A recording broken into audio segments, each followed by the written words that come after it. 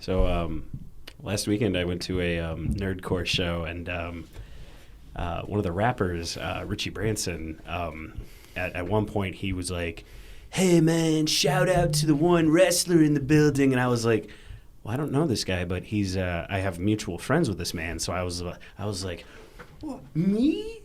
And then MVP comes running up to the stage. So that was my week. You should have. No, it was cool. It was cool that he was there. You should have gave him the Iggy and just started working, brother.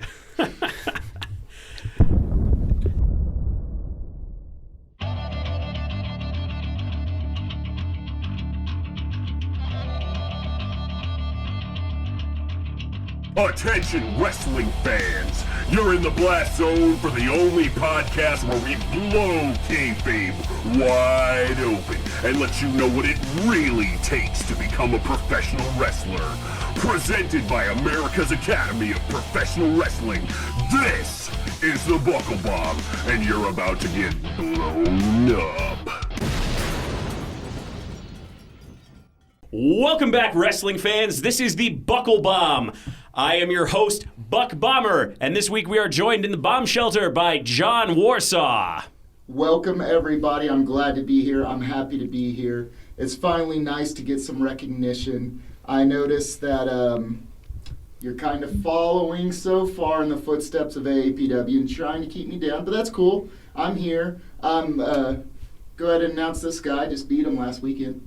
And we found still under the table from last week, Michael Arrow has returned. For the second show in a row, Michael Arrow is here, but this time I'm still trying to heal from my that vicious blow Warsaw gave me in my last match. So, but I'm here. I'm very happy to be here. Okay, guys, drop kayfabe because this is the podcast where we blow kayfabe wide open and teach people what it really takes to become a professional wrestler. What does that word mean? I don't know. I like cake. Sounds like cake. I had a stroke there for a second. I just started babbling incoherently. So anyway, Warsaw, why don't you tell us a little bit about yourself? All right, so story of Warsaw. I've always been a wrestling fan, and when I was well younger, probably 19, 20, around then, I went to a wrestling school. It was actually the same lineage as AAPW. At that time, they had a different name. It was like Central Texas Pro Wrestling or Capital City. So I can't remember exactly, but it was George was running it. Mm-hmm. So my job at the time said, "Hey, we got to send you to this training. While you're doing the training, you can't do pro wrestling school." So I said, "Okay." Next thing you know, life happens. Many years later, I'm 29 now, and I decide to get back into the business. So I come back. George currently was still here training, but kind of on a part-time basis. And Pops had taken over the school, taken over the training. So I went to work and learned how to wrestle with him. Okay, cool. Michael, maybe reintroduce yourself for people who didn't listen to the last episode. I also always grew up wrestling, except I came in very late. I was actually playing drums for a long time right out of high school and trying to gig in bands. And then one day I was sick for like a week, sick as a dog, and I finally I heard about the network then, and I just fell so deep in the rabbit hole that I am here with us right now. Gotcha. Cool. So, upon your wrestling journeys, you ever just done stuff for wrestling that's just completely unrelated to hopping in the ring, rolling around, learning how to throw yourself at the ground? Totally. That's this week's topic. Okay. For wrestling, but nothing of wrestling. Is that what we're saying? Okay. Yes. Okay. It's a very, very wide and vague topic. Well, Mr. Arrow said yes pretty quickly. Let's hear his. Maybe it can spark something. I mean, many things come to mind. There's the things that are associated for wrestling that you just so happen to do, like maybe hop on a long car ride or set up the ring. Or there's other things like maybe you're just stuck outside doing security. Or I've run a concession stand for not too long, but I was thinking I would be able to sit there. It's not too far from the ring and watch some matches, but no, you're working, and it's best for the business because if that aspect isn't there, then there's no income and there's no business. So it's paying your dues, as they used to say. Right. So yeah, I mean, it's not fun, but I'm always quick to volunteer because I want everything to be supported every way possible. And you're not always going to win. You're not always going to be in the ring, but you always could possibly be somehow in the wrestling business. And I would still consider the wrestling business if you're just doing security, even though you're not in the ring, you're outside. Right. And, you know, at in situations like attending AAPW where we do shows pretty much 3 times a month, you're going to get a lot of experience on what it takes to run a show without being in the show. You know, we get students doing security, running concessions, being ring boy, tightening the ropes. It's been a while since we tightened the ropes. Yes. Okay, we need to remember to do that. And if you're Tom Sawyer, I thought we meant completely outside the business. Just like you're saying, I think if you go to school here at AAPW and you learn, there's still a lot of old school stuff that I appreciate that they do, and part of it is paying your dues. And I know a lot of current day wrestlers will, some will even get upset when you talk about paying your dues, but it's not necessarily like, ha, he's the new guy type stuff. Give me 10%. Exactly. A lot of it is, it's very knowledgeable for the whole business. AAPW is very much a school-run show, so we're learning a lot of stuff on the fly, and I think that's great because I know a lot of guys maybe from certain schools that don't put on shows or whatever, and they get a debut or two, and like that's their first exposure to a show other than seeing it as a spectator, and it can be pretty mind-blowing when you find out everything else that goes into it. You know, there's, especially here, we are actually pretty complex with our streams, our shows, our sound. However, I mean, I've never been on any other show I've wrestled in.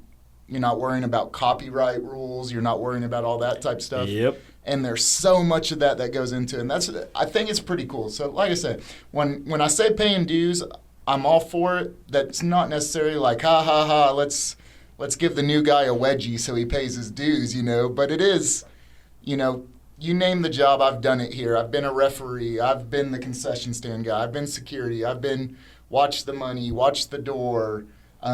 Hey, take the guys' shirts back to the back of the ring, or once they take off the ring to the back of the show or the locker room. So definitely, I think it's a good thing. Yeah, of course. But before that, you said you were thinking in terms of things just completely unrelated to wrestling. That does fall in the category of things we do for wrestling that aren't wrestling. So, would you mind elucidating on what you were initially thinking about? Well, when we're talking about what have we done for wrestling, I think all of us at one time or another. Once you get in the wrestling business, you do realize that it's a pretty close family type atmosphere. And yes, there can be drama, there can be, I hate this guy pissed me off, whatever. But at the end of the day, I always said if any of us were driving home and we saw a wrestler on the side of the road with a flat tire, I don't think there's any of us who'd pass him by. Even if it's the most annoying guy in class or the guy who stiffed you a little too hard in that last match, whatever, I think we'd all stop and help. So when we talk about outside of wrestling, sure, hey, can I borrow a truck to help someone move a recliner? Yeah, all that type of stuff had nothing to do with wrestling, but was tied together because it's part of that wrestling family. Mm-hmm. Mm-hmm. That's funny because I thought of it also in a different way. I think of like just ordinary, just working a job because, gear isn't cheap. No. Dues aren't cheap. Gas isn't cheap. Mm-hmm. So whenever I'm having like a crummy day at work or whatever, I'm like, I need to be here so I can get on the road or I can I really need to get new gear. So I guess that's just maybe a way I try to cheer myself up is just like, I need to be here for wrestling so I can get on the right track. Right. How about working out? Nobody's mentioned working out yet. Well, I mean, I think pretty much everyone can tell by looking at me that I've worked out my whole life. So, I mean, I was doing it before wrestling. It's, just part of my everyday thing. Well, that's definitely something I've been able to get into. But it's funny because I used to run. So I used to do a different, kind of style of running out or working out. I can't speak. But I used to run a lot, and I never really lifted weights like upper body. So, of course, I have small arms and chest, but that's something I'm really trying to transition into. And I was actually just talking to Aaron Atlas about trying to train me, so hopefully that'll change soon, because I need to be able to have the look and be able to pick up Warsaw and slam them. Right.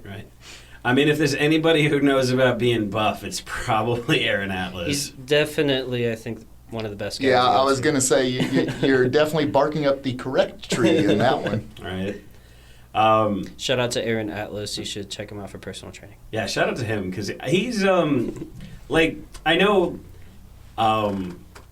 these days, wrestlers come in a lot of different shapes and sizes, but, you still have that vision of what a pro wrestler looks like, and I think if there's anybody who looks exactly like how a pro wrestler should look at AAPW, it's Aaron Atlas.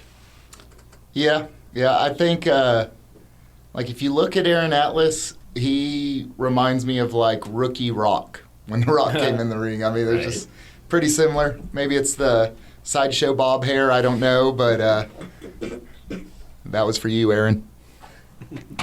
And you know what? As much as we can appreciate Aaron Atlas, there's, like you said, wrestling is it's all subjective. You need the Mick Foleys. You need the people who necessarily don't look like that but can still wrestle their heart out. Right. Actually, I watched a documentary last week with Mick Foley, and it was Beyond the Mat. Yeah, totally. It's a classic. It's an awesome one. Yeah, no, dude, he's wild. Man, dude. it was such a sad moment of the I Quit match with The Rock, and his family's in the crowd. Yeah. And you don't know until you watch it, how it affects them, and they're having a panic attack, freaking out because their dad is dying. Right. I've actually had the opposite happen. The only family member I've ever had come watch me is my mom, and one of the only times that she did, I got thrown out over the top rope, and I was like, "Ooh, I'm dead!" And then I'm like, "Oh, I better text her that I'm fine." And I see that she already texted me. She already texted "Hey, you fell out like you said you would," so I left. And I'm like, oh, okay. And then also I was like, my mom's one of those people who leaves after their friend plays. I'm like, oh. I love you, Mom. It's funny that you say you fell over the top rope, because the first time I met you, you probably did the same thing. My first day at AAPW, I sat down in the back, putting my shoes on, and this guy just flies over the top rope, onto the apron, onto the floor, and just starts yelling about your knee or ankle or something. And you're just yelling, "My ankle!" And everyone runs up, checks on you, and they're like, "I think he's working." And everyone just kind of wanders off. But I don't remember how long, but you stayed there for a while until everyone came back with "Are you okay?" And then you just got up. I mean, one of my mantras that may or may not be right is if people don't believe your sell, just keep selling until they do, hopefully. But yeah, I was going to say I have done that in the past. I know we had Warsaw saying, "Oh, we don't haze new guys," but I'm like, well, my thing is I like to pretend that I really hurt myself. I haven't done it in a while, though.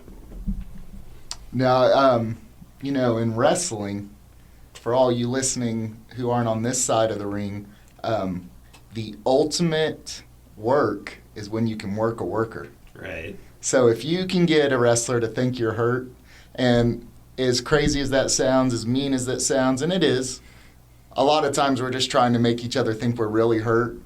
And then when someone is really hurt, it's always that awkward part because you're like, "Are you working?" Like, "I can't move my leg." "Shut up." "No, for real." I had a scary moment where, I won't say names, but it's not a big deal, but I was at a show, and one of the wrestlers just started screaming about his ankle, and it went on, and the match kept going because everyone thought he was selling until he like got out of the ring, threw his boot off, and sat down.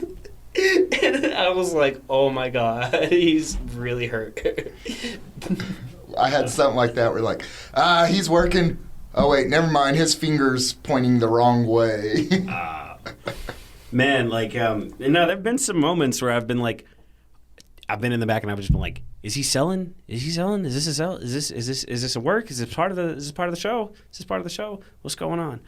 And there's always that tension. I remember there was this one time, Steve Areno, like the angle of the match was, he's killing time, but like he was like, oh, my leg, and he was like selling it for so long, and like, people were helping him up, they were helping him out of the ring, and I'm like, oh god, this is really this is real, this is bad. This is really bad, because I don't know if a lot of people know, but Steve was also getting into acting, and I knew he had bookings because I also have some acting gigs. And I was like, oh no, like he had a really big one coming up, and I'm just like, this is horrible, this is terrible. And then as soon as Lawrence Patello starts coming out of the going between the ropes, then he springs to life and goes and I'm like, I was gonna say words we can't say on Buckle Bomb. I said, Mr. Farmer, this guy. You made me think of something, if I may. Yeah, go ahead. What? And I'll give an example. But what moment in wrestling really like worked you? When I was a kid, I grew up with like mid 2000s SmackDown. Like I was watching that every Friday night religiously, and it was Rey Mysterio and Chavo and an I Quit match on a SmackDown, and I still want to know if this is a work because the ending of the match was they were on the scaffold. Rey was dangling by his knees, and Chavo just kept smacking his knee with the chair, and I was devastated. I was crying. I was like, oh, what are you doing? And then he was off TV for knee surgery, so I'm like, there's no way, like, Chavo whacked on his injured knee 10 times with a chair. Like, did he really need surgery, or did he go on vacation? Like, what? You were worked. So, I don't know. Do you remember when, it's probably 5 or 6 years ago now, John Cena broke his shoulder? I don't. I don't either. And he made the big WrestleMania return to help The Rock against the Wyatt family? I wasn't watching at that time. I'm Okay. So anyway, so he had this big shoulder injury, he broke his shoulder, and then he was hosting a reality TV show. So I'm just like, still very marked at the time. I was just like, yeah, no, he's filming a reality show. Like it was called like American Grit, or like it wasn't called True Grit. That was a cowboy movie. Right. It's something like that. Well, I mean, that was very convenient. That why he was having to recover from this vicious injury. He just happened to get a reality TV show booking. See, and at the time, I thought to myself, oh, well, he's not doing much, so, in this show, it's everybody else doing, these physical challenges, John Cena's just like, hey, good job, guys. So I was like, oh, yeah, no, he's taking time to do that while he lets his shoulder heal. That's what's happening. And oh, man, he's back at WrestleMania, but his doctor didn't clear him. Wow, this rules. And the reality show's over. Yeah. What great timing. Absolutely. I feel like I don't normally get worked like oh no, did this happen? This is where I get like emotionally worked. Right. I can think of one time it's happened here because like when you're behind the scenes watching the sausage get made, you don't often go, oh, this is great sausage. You're just like, oh, I know it's great sausage. At the time Manny submitted to CJC, I literally felt like my heart sink deep in my stomach. I was just like, I hate this. Yeah, I remember mine was also a point here. There used to be this big guy named Titan, mm-hmm. and he was on a vicious streak. He was destroying everyone. No one could touch him. No one could even body slam him. Oh my God. And then they did the body slam challenge, and one person finally stepped up to the plate and body slammed him. That's what, I mean, it melted my heart. And I mean, that was just pure awesomeness at that point. Was it you? It was Warsaw. But I mean, it's still my heart. I mean, come on. Well, I was going to say something similar, actually. So I would say one of my first big matches was with Jose Valiente, who is in and out of here sometimes. And it was my first Halloween hardcore show. We have a Halloween gimmick show every year. And it was career versus hair. And I would say it's probably one of the biggest crowds I've seen here. And we had a good match. And it came down to the time to cut my hair. And you could just feel the tension. Everyone was just so upset, and apparently, I was crying really good, and Jose was just bad-mouthing to the crowd, and it felt like very hostile. And that's one of the, it's a work, but that's one of the feelings I like too, like almost like the Bruiser Brody entrance, the oh, maybe I'm not safe right now kind of feeling. Definitely. Now sometimes stuff happens out there that's not a work, even though it was supposed to be. And you're talking about the Halloween hardcore show.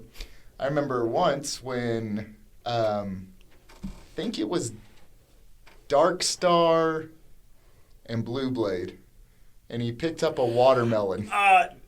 It was a pumpkin? Or a pumpkin, I'm sorry, yes, a pumpkin. And he slammed it down on his head. Can I tell the story? Because I was right there. Go for it. Okay. Yes, it was a Halloween show, and actually it's called the Halloween Horror Show. Hardcore. Very legally distinct, even though Pops keeps messing it up. I know what I put on the flyer.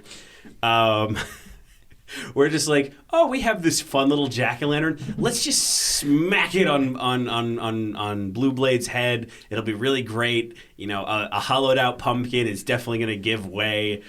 Dark Star goes to do it, and we're expecting like a splat. We get a thunk, and I watch Blue Blade's head go, and I'm just like, what? It was, and that pumpkin was like a basketball bouncing off it. There was no break. Oh man, it was yeah.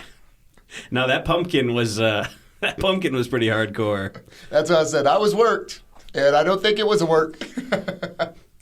No, we expected it to just squash, but no, it was a pumpkin. You got to gimmick the pumpkin, brother. Right? I thought hollowing out a pumpkin would gimmick it. When I had my Caribbean death match with Ziggy, and we had watermelon. I don't even think we used it, which is a shame. But we were drilling holes in the bottom of this watermelon. Hopefully it will splat or something. But we're like, this thing is still pretty hard. So. Yeah, and I'm thinking of we're kind of running wild here, but some funny gimmick stories. As I won't say who, but I remember a couple guys had decided to have a table match one time, and they decide, well, good way to make sure we go through this table is let's spray it down with some water, a couple weeks out in July, August in Texas, and we'll keep it in this nice enclosed metal building that gets up to probably 120 degrees while we're not here. So they did it, and they come to check on it, and it's just full of mold and mildew. I was like, well, I think you'll go through that table. I think I remember this. What do you do when the gimmick goes wrong? Because I've seen so many times where the table breaks too early. Do you do another table? Do you better just hope you have one. Yep. I was at a show, and the table broke as the wrestler was setting it into the corner. It was upset and goes and gets another table, and every boy in the back was like, is that gimmicks? That's what I was wondering. And I don't think it was. I think it took him twice, but I think it seemed to break kind of easily. But yeah, it depends who. Are you slamming Michael Arrow or are you slamming Warsaw on it? Because there's a lot of body weight difference. So which do you think's worse? When the table breaks too soon or when the table doesn't break? Definitely when it doesn't break. I Definitely. don't have any Yeah. experience, but just visually, it definitely looks worse. Nothing's worse than when a wrestler bounces off of a table. Yeah. You get Well, there might be some worse things. Well, true. But when you see it, you're just like, the human body's not supposed to bounce like that. Yep. Man, for some reason, this brings to mind some horrible wrestling injuries that I've only seen on TV. When I was a kid, I was watching Armageddon. There was like a 4-way ladder match with the Hardy Boys, Eminem, and not Nitro. Mercury, Joey Mercury got his head busted open by a ladder, and it was just it's messed up because I respect it and kind of like it in a way. Not that I wish that on anybody, but if that happened to me, I would do what he did, which was he just got out of the ring and just looked directly at the camera. Can't miss this shot. Why does you have it, brother? Get it. Take the. I've done that at shows too, where I took a snug boot to the face and got a little noser running. So I just go over to the cameraman. I'm like, look at me. I'm the worst at that, taking kicks in the face, because I have been blessed with people who are really good at kicking people in the face like a good worker. So I don't normally think to put my hand up. I usually just go, Always. I know, I'm the worst. But I'm like, it looks so good when I don't put my hand up.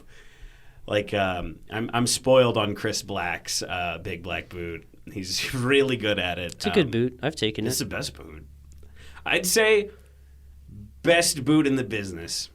I'm probably wrong, Should but measure those boots. it's a really good one. It's a really good one. I 100% don't recommend this for anyone, but I'm the guy who doesn't want to put my hand up, and even when it comes to chair shots. And I was wrestling Insane one time. Uh-oh. And it was supposed to be straight on headshot with the chair. And afterwards, he's like, man, you didn't even put your hand up. I was like, I wanted it to look good, brother. Oh, jeez. I almost wish that they were successful in gimmicking it. There was that infamous spot like a few years ago with Sean Spears when he first came to AEW. He hit Cody with that chair that was supposed to be gimmicks. I watched it live, and I was like, holy crap, he just hit him in the head unprotected with the chair. Oh, And yeah. I don't know if the chair was, they just said it was gimmicks. I don't know if like the seat was supposed to give way, but the problem was he caught him with the lip of it, and the lip was dented, and you could just tell because poor Cody, he was selling, just laying there on the ground, and you could see a drip of blood just coming from his hair. Oh, yeah. I'm like, oh man, that's awful. So maybe it's for the best that they're gone, but I almost wish. I mean, it's such a staple. It's such an old school staple of pro wrestling, is. but it's probably for the best. But I do wish maybe there's a way we can put some magic on it, but. Right. So that actually that reminded me of a pretty fun story. So they're talking about weapons and stuff, and since Warsaw is here, so when I was starting out, I really just loved using the kendo stick. I'd hit people with it all the time, and sometimes I'd just be like, you know what, you're on the ground, I'm just gonna hit you with this for a while, because I was like, this can't hurt that bad. You know, I'd been hit by it once or twice, and I'm like, this isn't that bad. You're stiffing everybody. I huh? know. It's terrible. So I remember one time, Pop specifically was like, make sure you go help Dark Eagle in the ring when the match is over. And I was like, okay. And I go climbing in to help him. And I'm like, come on, let's go. And he's like, he just goes at me, get flat. And I'm like, what? No, come on, man. He's like, get flat. And then I'm like, and then I'm just like, okay, I'm just gonna get flat. I don't know what's happening. And it's Warsaw just hit me with a kendo stick over and over, and it was Receipt, huh? it was me being taught a lesson. Yeah. And I was like, okay, I'll be more sparing with it. And I also was just using the kendo stick as a crutch. You know, I was like, this will make me cool. Smacking it against the mat, I'm so cool. But then I was just like, nah. Yeah, I remember that. It's good times. Yeah. I mean, I learned a lesson for sure. So now it's time for our one extra segment. ABP, always be plugging. Warsaw, you got anything coming up? Yes. So I've got this great great place that I work. It's called America's Academy of Americat? Pro Wrestling. We have a show. When does this air? I don't even know. This airs 1 week later. Okay, so we'll have a show. We still have a show, yeah. Yes, we'll have a show coming up that Saturday, Uh-huh. and it will be amazing. Probably. Awesome fights on the card. I'm fighting old Rodrigo, and that's awesome, so I'm probably going to win that match.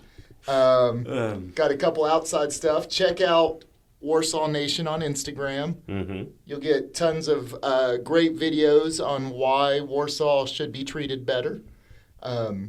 Also, get on to our Twitch, our Facebook, our YouTube. Check out all the replays of our great shows, such as this last Saturday when Warsaw was an amazing gauntlet. The final match, he finished off Michael Arrow for the victory, so check it out. My private parts are still healing. I will start plugging Michael Yeah, Official Arrow on Instagram, and you can see me here this Saturday, June 11th, at the AAPW Arena. So anyway, you mentioned Armageddon earlier. Yeah, the WWE pay-per-view. There's that ladder. Okay, so 2006. Oh, okay. But what about the movie Armageddon, directed by Michael Bay, starring Bruce Willis, and it had that song by Aerosmith? You know, No, don't want to hey, close no my joke. eyes. For the longest time, I told everyone that was my favorite movie. Oh, cool. It's still up there. Do you remember what they did to the big asteroid? Yes. What did they do? They drilled into it, and they were supposed to put a bomb, whatever, in there to explode. But at the last second, the whatever detonator couldn't go off, so someone had to stay on the asteroid, and it was going to be Ben Affleck. But Bruce Willis was like, ha ha ha, and threw him into the little elevator thing and was like, tell my daughter I love her, take care of her. So what eventually happened to the asteroid? What was the movie that they had to like wrap around the moon for some reason? No. Let's talk about the movie Armageddon, directed by Michael Bay, starring Bruce It went Willis. boom. Are you saying it got blown up? It got like blown the up. listeners of Buckle Bomb, who have now officially been blown up.